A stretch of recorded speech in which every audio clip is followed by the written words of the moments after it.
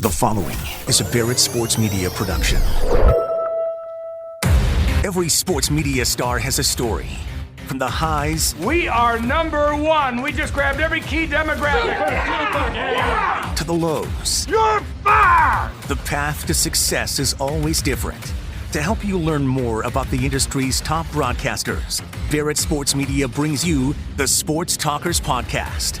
Now, here's your host, Steven Strom. All right, we're off and running. Sports Talkers Podcast. Steven Strom here. Happy Thursday. Good morning, good afternoon, good night. Whenever you may be listening, Michael Kay has been the voice of the Yankees since 1992. He joins us today, started on the Yes Network or on TV in 2001. He's also the host of the Michael Kay Show on ESPN New York, 98.7, weekdays 3 p.m. to 7 p.m. I grew up on him. Really cool interview and opportunity to have him on today. We get into a plethora of things. We talk about his professional career and his start to his broadcast career. It wasn't in broadcast. It was in journalism at the New York Post as a clerk. It's crazy how everyone starts somewhere. Even the guys that you think never did anything like that, they did start somewhere, whether it's a clerk, whether it's a whatever it may be. Really interesting stuff with Michael. We also get into a little Chris Mad Dog Russo, a little Mike Francesa, Stephen A. Smith mentioned as well, and why him and CC Sabathia do not speak to each other anymore. So stick with us here. Michael is going to join us in just a few seconds. Make sure to rate, subscribe, and review the Sports Talkers Podcast. Check every other podcast on the network out on BarrettSportsMedia.com. And without further ado, here is Michael Kay. I have to start here before we get into anything. My dad's from Minnesota, born in New Jersey, so I took on all, unfortunately, of his sports teams. What is it about the Yankees and the Twins? Why do you think there has been this dominance over the Twins for this amount of time? It doesn't make sense. I wish I had an excuse for it. I'm sure that the Twins wish they had an excuse. They would fix it because it's different rosters. And to have that kind of dominance against a team, that's good because they've even dominated them in the postseason. It just doesn't make sense. And I think sometimes jinxes, so to speak, become a little bit of a self-fulfilling prophecy because the Red Sox, were owned by the Yankees since 1918. Obviously, all the rosters changed, the players changed, but each year the new roster is reminded of what the old teams did, and I think it gets into the head a little bit. And so much of sports is mental. It has to be that. That's the only thing I could figure out because the Twins should be able to win a couple of games against the Yankees. Michael, you started your professional career with the New York Post in 1982 as a general assignment writer. I guess describe a 21-year-old Michael Kay trying to climb the ladder, mindset-wise, and what you were doing each and every day. Well, as a 9-year-old, what I wanted to do was be the Yankee announcer. But I was born in the South Bronx, and the South Bronx was in my voice, and, you could hear it. You're probably too young, but, think about Welcome Back Kotter and Vinnie Barbarino. It was that sort of voice with Dems and Does and stuff like that. So I worked for the student radio station at Fordham, but I also was the sports editor of the newspaper there. And when I got out of school, the one job that was available to me was as a clerk at the New York Post. So I took that, filing pictures, getting people lunch, and then writing on my own time just to get my byline in the paper. And then eventually I was promoted. And I knew that if I wanted to be a broadcaster, I'd have to go to a small town somewhere in the middle of the country and work my way back. And I just know myself, I have the utmost respect for people that could do that. I would not have been able to do that. I would not have had the stick-to-itiveness. So, and why not? Why is that? Really close with my family. I guess that, when you look at all the jobs I've had, that I'm obviously a hard worker, but I just didn't think I'd be able to do that. I didn't even go away to college. I went to Fordham, so everything was within the confines of the Bronx, so I couldn't see, moving to Oshkosh, Wisconsin and being able to survive. So then I just wrote. After a while, I got promoted from a clerk at the Post and I became a writer. And then I started to say, well, maybe I could just be the Yankee beat writer. And I worked my way up to that. At first, I was a college basketball writer, and then I covered the then New Jersey Nets, and then I got promoted to the Yankee beat, and I was on that for a couple of years and got promoted. Got stolen by the Daily News. So they made me an offer and I moved to the Daily News for 2 years. So in all, I was the Yankee beat writer for 5. And I just figured that was going to be it. But during that time when I was a beat writer, I ended up always being the rain delay guest on radio. And it's still in the back of my mind. I said, let me be Let me be somebody that they look at as an expert. Also around that time, the MSG network got the rights to the Yankees. And I came up with the idea of what I call tomorrow's news today. Because I pitched them on the idea. I said, listen, the electronic media is immediate and the print media is a day behind. This was before Twitter. Mm-hmm. I said, so why don't you let me go in the clubhouse after a game, find out what's going on, have the reasons why people actually are doing the things that they're doing, and then come out and tell Al Troutwig on the post-game show exactly what was going on. So they said, that's cool. And I also kept the job at the news. And then the radio job opened up. And after I'd been a rain delay guest for so long, I was one of like 5,000 applicants for that with John Sterling, and I ended up getting it. So this was a strategic, and I think this is the first point I want to get into broadcast advice. You have to kind of create your own path as far as, okay, I want to get here. What can I do to get there creatively? And was that kind of your mentality through this? Steven, I wish I could tell you I was that clever. I was just a hard worker. And like it was always in the back of my mind, get on the air, get on the air, get on the air. And what I always tell kids, get on the air no matter how you get on the air, no matter what it is. Airtime is the most important thing.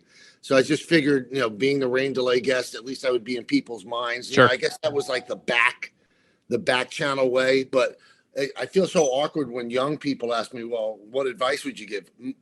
That the route I took is so unusual. I don't know if anybody could take that route again. I'm not sure. You have to create, put it so well, you have to create your way, and each way is individual and different than my way or your way, but everybody wants the same thing. They just find different ways to get there. All right, I want you to take us through your approach when you're a voice of the team, of specifically the team's network, and let's say the team is struggling, and I've always felt like you've done a really good job of this. You're in the clubhouse every day. How do you maintain that professionalism, possibly calling guys out, but also not burn a bridge? And do you have an example of maybe having to learn that the hard way? It's hard. It's very, very difficult. And the thing that makes it the most difficult, Stephen, is the talk show. Because, when I'm doing play-by-play, it's the analyst's job to really analyze and criticize and things like that. Opinions, yep. Give me the freedom to, say things here and there, but I'm not opining inning after inning. That's really not my job. That's not my lane during the broadcast. But for 4 hours a day before the game, I'm sometimes ripping them. Now, I'm fortunate that the Yankees are very, very good, so there's not that much time to really rip them. Did that take time? Or did you when did you start to really feel comfortable doing that? Ripping? Yeah, like just being. Well, I had the fortune of doing the radio with John Sterling for 10 years, so I didn't have the talk show. The talk show became a thing after I got off the radio and got the TV gig in 2002. I've always kind of been honest. I find it hard to be phony, so I just say what I think. And sometimes you are walking a tightrope. This past postseason, a lot of things to criticize with the Yankees. And, they also put me on the post-game show because we're not doing the games during that time. And I was critical, and I was very critical on the air as well. And I'm sure that, the Yankees were not thrilled with it, because, if you work at a pizza store and you stand outside the pizza store and say how bad the pizza is, the owner doesn't really like it. Right. But I give credit to the Steinbrenner family, starting with George Steinbrenner and now Hal Steinbrenner. I think they've realized that if I'm honest and I'm bringing fans the truth, they're going to believe me and they're going to trust me. So when I tell them good things, they're not going to think about it as putting lipstick on a pig. They're going to think, wow, those are really good things.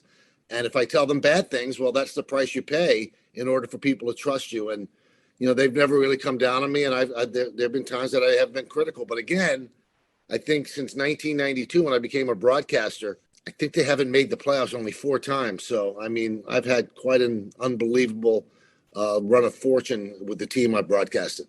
Any specific examples of heated exchanges within a player or a manager that you care to share? Well, the one thing that stands out to me, and to this point, I still don't even know why it is, CC Sabathia signed with the Yankees, and he's a great guy. And there was a year in the middle of his first contract when he was injured. So he watched a lot of games on TV. And I think that was also a year that the Yankees didn't play well. So we were critical of them on the broadcast. and he didn't like that. He because he'd come from Milwaukee and Cleveland, where that's not really how they roll. We are not cheerleaders on the Yankee broadcast. We never have been, and New York doesn't accept it. No, they don't. Knicks or the Rangers or the Mets. I mean, Gary is very critical of the Mets at time, and I just say what's the truth. I'm not trying to like paint it in a positive light. I'm just trying to do the truth. And CC just for most of his career after that to this day doesn't talk with me. So that's a little awkward, and it's also a little dangerous because CC was a team leader.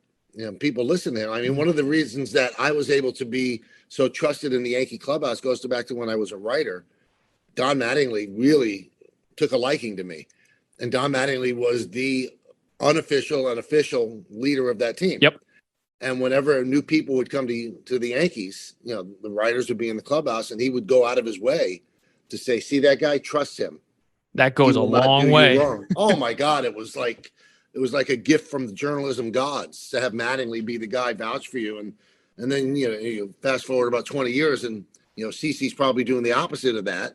It hasn't hurt me, but it's distressing because, I've asked him plenty of times what exactly, was wrong. No, nothing's wrong. But there's just a coldness there. Yep. And that's a little disappointing. As a younger broadcaster, I'm going to listen to this, and I did a game at FIU on Sunday. I'm going to re-listen to that to see if I can figure out what I can improve on it. At this point in your career, I guess, what do you do to continue to grow and evolve as a broadcaster? It's funny because I despise it. I think it's the cesspool of life, but I do after games sometimes read Twitter and, the mentions. And as much animus as there is, and filth and just really unhappiness there are some people that make points that you might be going into areas where you're repeating a certain phrase a lot, and they're not trying to help you, but they'll make fun of the fact where they go, "Wow, Kay said this. Let's play a drinking game every time Kay says that," and then I go, "Good help." Yeah. Okay, I'm going to not do that anymore. So. I don't have the time to sit back and watch the whole game. When I get home from the game, we're usually in a replay on Yes. I might put it on and listen to certain calls.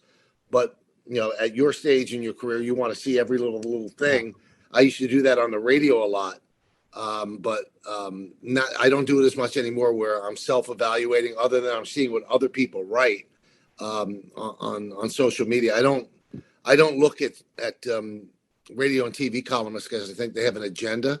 And I'm sure that some people do as well on social media, but you can glean some positive stuff out of there that you can say, okay, maybe I'm falling into this trap. Maybe I'm doing this too often. And that's helpful at times. A couple more left here with Michael Kay. Great spot with him. What are some of the mistakes that you see in younger broadcasters that we all can work on, or is it just contextual to the person?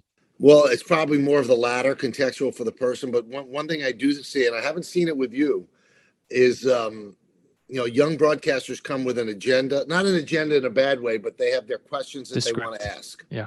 And you can just see that they're not listening to what the subject is saying.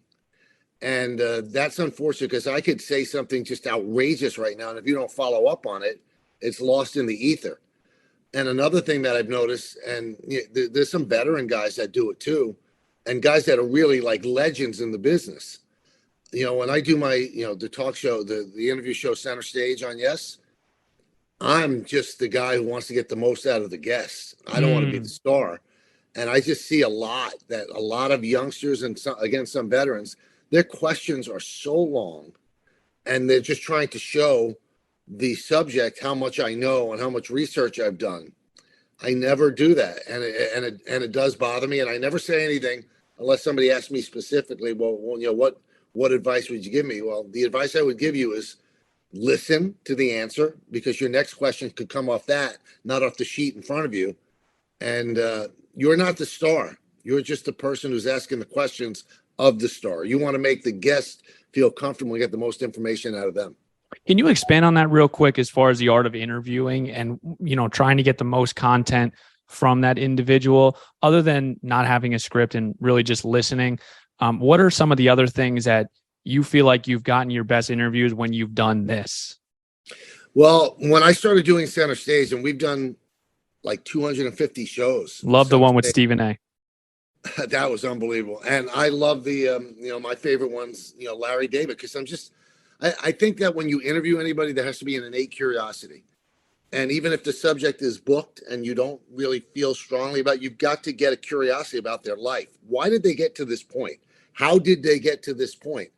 And I try to do, somebody once told me a long time ago, you should never ask a question that you don't really know the answer to. You should do so much preparation that you know the answer to the questions. And then by that, you might get an answer that you did not know. Mm. So yeah, you're going to set him up with he or her up with different questions, and you could have a script. Like on Center Stage, we had all the segments, like all the questions written out. My producer and I would sit down and say, well, this is what we want to do in this segment. This is what we want to do in that. But just listen, and they might take you off on a road that you just go off the script and you never come back. The and art of improv. Too. Yep. That's fine. Total improv, because then you get your best stuff. I mean, I remember we did the Mike Tyson interview on Center Stage, and he was like kind of out of control. In what ways? In many ways. He just, he was going here and there, and I think he was a little stoned as well. And he just, I put down the cards for the most part, and I just free flowed with him. And then I found out a couple of years later that after that interview aired, Spike Lee called him and said, "You see what that you just did on TV on Yes?" He goes, "Yeah." He goes, "That's a Broadway show." So they got the Broadway show that Tyson did for like a year or so just from watching Center Stage. The honesty. You just want people to be honest. And, I always wish that, we joke about it, me and the bosses of Yes, that we could start Center Stage in the middle rather than the beginning. Because you can actually see, if you watch the shows, they get more comfortable. Yep. They know it's not a gotcha show. And then by the 20-minute mark of the hour show, they're just sitting back and they're not even realize they're being interviewed. They're just BSing. Yep. Just BSing. Just like they're in a conversation. They're not in an inquisition. And that would be my biggest thing I would tell. Don't make it an inquisition. You're not Mike Wallace. It's not 60 Minutes. Make it a conversation. And usually in conversations, good things come out of it. I want to swing to the overall media circuit right now because Chris Mad Dog Russo, someone really close to me, I interned for him. I know you guys have a really good relationship, and let's just talk about the radio environment in New York. It's really it's a really good one, and I know that with Francesa and you and Russo, it's like this triangle. Why do you think that Chris has had this like second career, and Mike Francesa kind of has exited the sports radio world? I think Chris, evolved and grew. And he's so distinctive, Stephen. I mean, there's nobody like him. And I guess you could say there's nobody like Mike either. And I can't speak to why Mike doesn't have a radio gig. Maybe he doesn't want to. I think he's a little older than Chris as well. And toward the end, it just seemed like he'd been there and done that and got bored. And I think it came across a little bit. He's an iconic guy. We had our thing. Are you guys good now? We're not great. I mean, he's not coming over to my house for dinner. But we never really had anything, any animosity toward each other. He's just rude. When we were battling him, when Don and I were battling him on the radio show, and one of the great thrills of my life was beating him before he retired. I just knew the clock was running and we had to win that one. But Chris just has an energy about him that I don't think that Mike held. Mike, when Mike and Chris were together, I think that's as good as sports radio could be.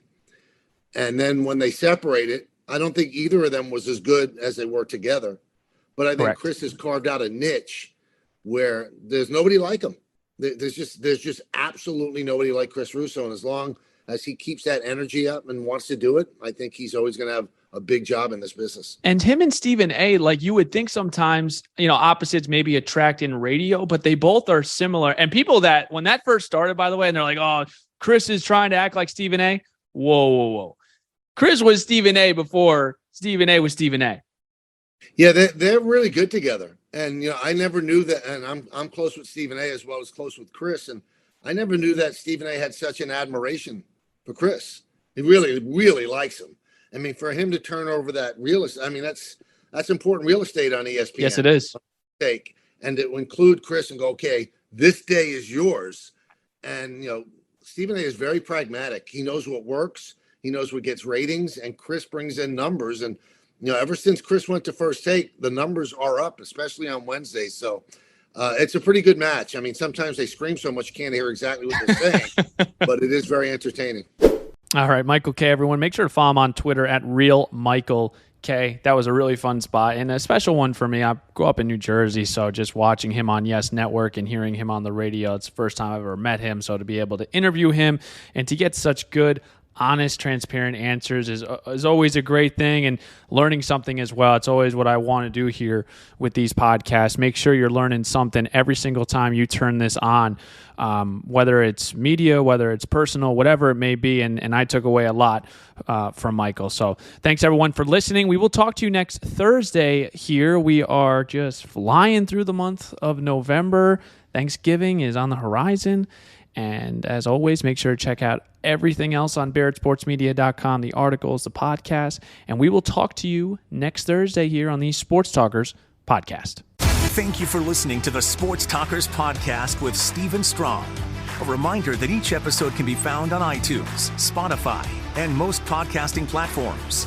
To stay up to date on future episodes, visit BarrettSportsMedia.com.